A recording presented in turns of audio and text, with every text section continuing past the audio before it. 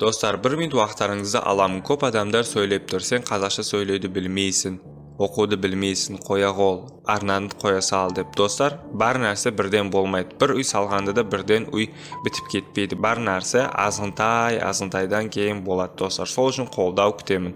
Bar yaxshi bo'lатын шығар. Алы vaqt алдында. Bari birinchi қазақша auditoriya bilsin deb harakat etib turman. Sizlardan tek qana qo'ldav, kommentariy yozamiz dostlar, like basamiz, arnaga tirkelamiz. Осы so'zimga kommentariyada javob kutaman dostlar. Barchaga rahmat. Barchaga assalomu alaykum dostlar. Sizlarмен sport жаңалықтары videoni бастамас burun arnaga tirkelib videoga like bosуды unutmangizlar. Eng so'nggi жаңалықтар tek qana bizde bo'ladi. Astanada o'tетін Janibek Alimxanұлының жекпе-жегіне biletlerдің бағасы belgili bo'ldi. 5 Navruzdan Astanada o'tетін boks kешінің bilettері satılımға шықты деп хабарлайды Sport.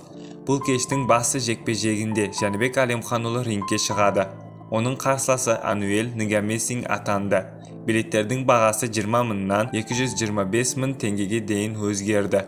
Бокс кеші 5 сәуір күні Барыс аренада өтеді. Janibek Alimxanұлы Головкин үшін Канелоны рингке шығып ұру керек. Астанада өткен баспасөз маслихатында қазақстандық былғары қолғап шебері Janibek Alimxanұлы Канеломен кездесуіне не туралы айтты деп хабарлайды. Канело мен Кроуфорд арасындағы жекпе-жек. Мен бұл кездесу туралы ойланбаппын. Теренс Кроуфорд басқа салмақта өнер көрсететін боксшы.